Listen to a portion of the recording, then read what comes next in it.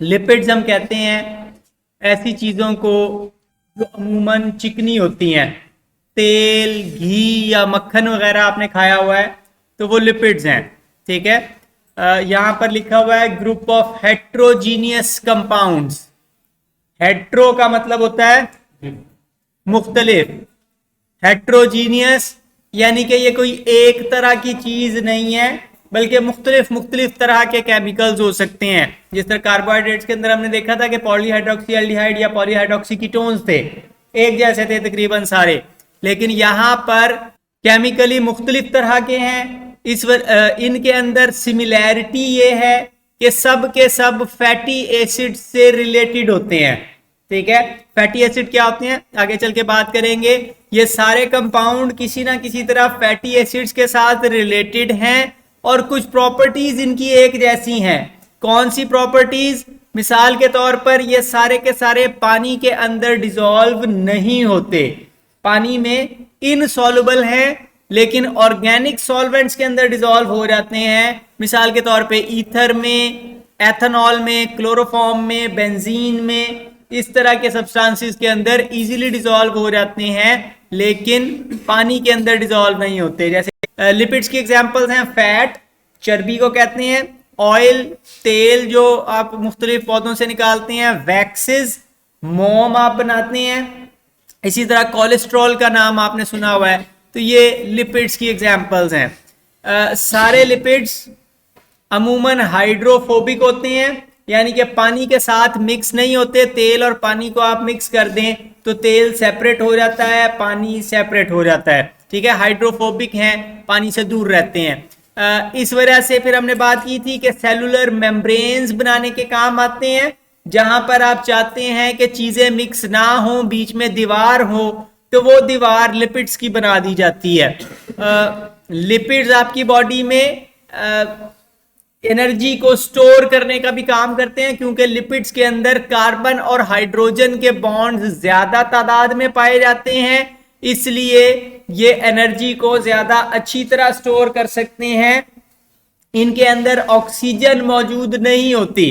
Carbohydrates के अंदर आपने देखा था कि कार्बन के एक बॉन्ड में हाइड्रोजन जुड़ा हुआ था, साथ दूसरी तरफ ऑक्सीजन जुड़ी हुई थी। अब जिस चीज में पहले से ऑक्सीजन मौजूद है उसको जब जलाएंगे तो कम ऑक्सीजन आएगी। ठीक है, और मजीद ऑक्सीजन के लिए जगह कम है, यानी कि उसको जलाने पर कम एनर्जी रिलीज होती थी। यहां पर केमिकल स्ट्रक्चर में हम देखेंगे कि ज्यादा हाइड्रोजन बॉन्ड्स हैं और उसकी वजह से ज्यादा एनर्जी स्टोर कर सकते हैं, डबल अमाउंट में एनर्जी स्टोर कर सकते हैं सेम वेट की। यानी कि 1 किलो चीनी ले लें या 1 किलो मक्खन ले लें तो मक्खन डबल एनर्जी प्रोवाइड करता है।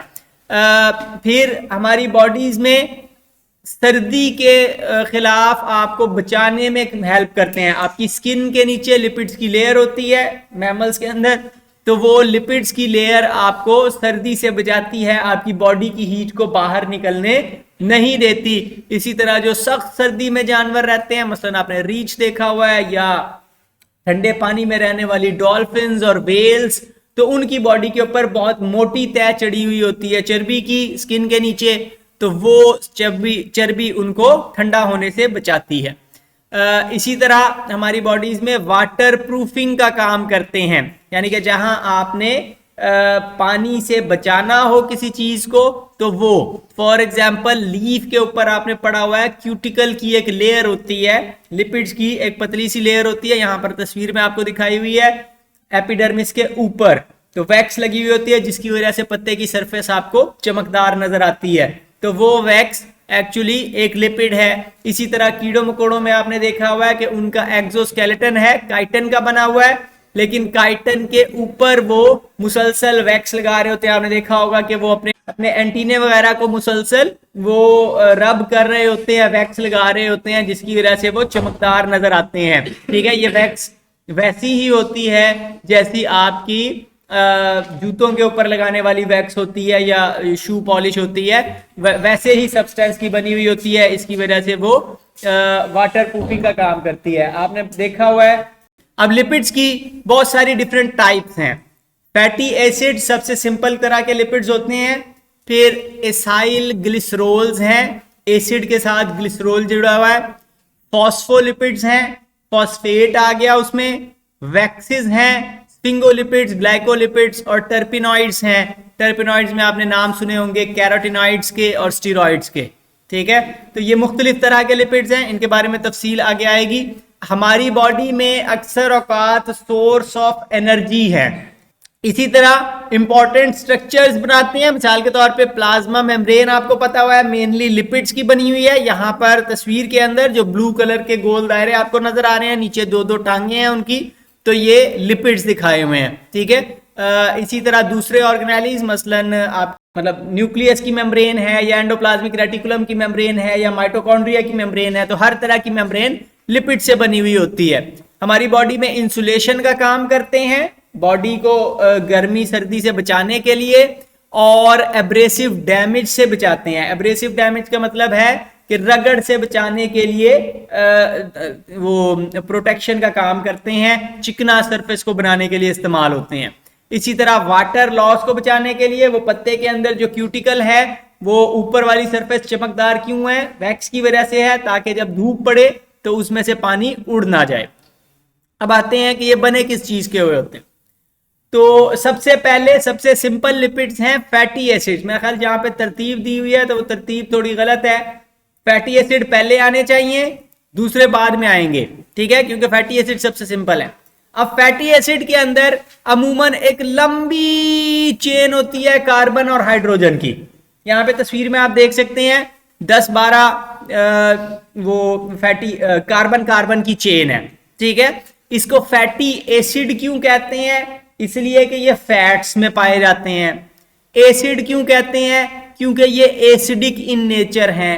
एसिडिक क्यों है? इसलिए कि इनके ऊपर एक कार्बोक्सिल ग्रुप है, C डबल बॉन्ड O और C के साथ OH जुड़ा हुआ है, ठीक है, और पीछे एक R लगा हुआ है। तो R यहां पर कार्बन कार्बन कार्बन कार्बन की लंबी चेन है, सारे कार्बन के साथ हाइड्रोजन जुड़े हुए होंगे और टर्मिनल कार्बन के ऊपर COOH लगा हुआ है, कार्बोक्सिलिक एसिड ग्रुप लगा हुआ है।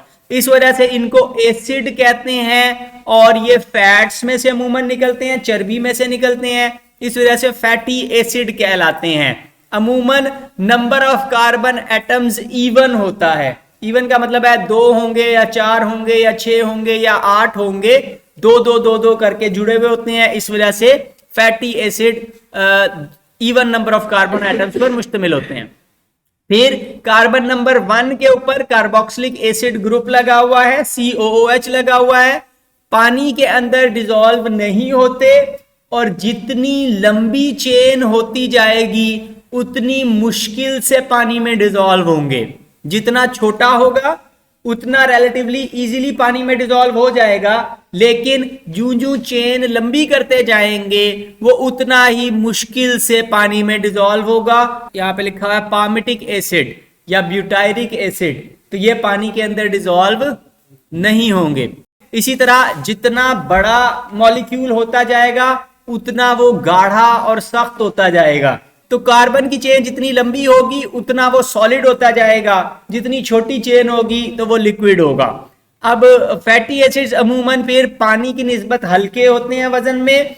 स्पेसिफिक ग्रेविटी इनकी होती है 0.8, पानी की 1 है, इनकी 0.8 है, यानी कि पानी की निस्बत हल्की है। एक ही मिकदार में, एक ही वॉल्यूम में अगर आप पानी ले लें एक बोतल में और दूसरी बोतल में ऑयल ले लें तो ऑयल थोड़ा सा हल्का होगा वजन में, यानी कि वो अगर 1000 ग्राम है, वॉल्यूम सेम है, यानी कि 1 लीटर वाली बोतल आपने भरी हुई है तो वो 1000 ग्राम होगा पानी, और तेल जो है वो 800 ग्राम होगा, उतना ही बोतल के अंदर अगर आपने भरा हुआ, ठीक है। तो स्पेसिफिक ग्रेविटी तेल की कम होती है। बाज के आप क्रिस्टल्स बना सकते हैं, मिसाल के तौर पे कोलेस्ट्रॉल है तो प्योर क्रिस्टल्स बन सकती हैं उसकी। फैटी एसिड्स में जो कार्बन कार्बन की लंबी सी चेन है उसके अंदर कहीं कहीं डबल बॉन्ड्स आ सकते हैं, ठीक है। अगर तो कोई डबल बॉन्ड नहीं है, सीधे सीधे सिंगल सिंगल बॉन्ड है, तो इसको हम कहते हैं कि ये सैचुरेटेड फैटी एसिड्स हैं, ठीक है। सैचुरेटेड फैटी एसिड्स ऐसे फैटी एसिड्स जिनमें कोई डबल बॉन्ड ना हो। उसके मुकाबले में अनसैचुरेटेड फैटी एसिड होंगे तो उनके अंदर दरमियान में कहीं कहीं डबल बॉन्ड आ सकता है और अप टू 6 डबल बॉन्ड्स हो सकते हैं, यानी कि एक यहां पे है, एक थोड़ा आगे जाके, एक थोड़ा आगे जाके, तो 6 डबल बॉन्ड्स हो सकते हैं। और ऐसे फैटी एसिड को हम अनसैचुरेटेड कहते हैं। अनसैचुरेटेड का मतलब है कि इसके अंदर अभी हाइड्रोजन मजीद ऐड हो सकती है, जहां जहां वो डबल बॉन्ड है उसकी जगह मजीद हाइड्रोजन ऐड हो सकती है, इस वजह से ये अनसैचुरेटेड है। अब सैचुरेटेड फैटी एसिड्स अमूमन रूम टेम्परेचर के ऊपर सॉलिड होते हैं। सैचुरेटेड फैटी एसिड्स अमूमन रूम टेम्परेचर पे सॉलिड होते हैं। मिसाल के तौर पे एनिमल से जो फैटी एसिड्स आपको मिलते हैं वो स्ट्रेट चेन्स होती हैं, उनके अंदर कहीं पे भी डबल बॉन्ड नहीं होता। उसके मुकाबले में प्लांट से हासिल होने वाले फैटी एसिड्स अमूमन उनके अंदर रिंग्स हो सकती हैं, ब्रांचेस हो सकते हैं, या वो अनसैचुरेटेड हो सकते हैं। अब यहाँ पे मॉलिक्यूल आपको दिखाया हुआ है सैचुरेटेड और अनसैचुरेटेड फैटी एसिड का। तो सैचुरेटेड फैटी एसिड आप देखें तो वो सीधी चेन दिखाई हुई है। उसके मुकाबले में अनसैचुरेटेड फैटी एसिड में आप देखें तो जहां पे वो डबल बॉन्ड आ रहा है वहां से थोड़ा सा वो मॉलिक्यूल बेंड हो गया है डबल बॉन्ड की वजह से, ठीक है।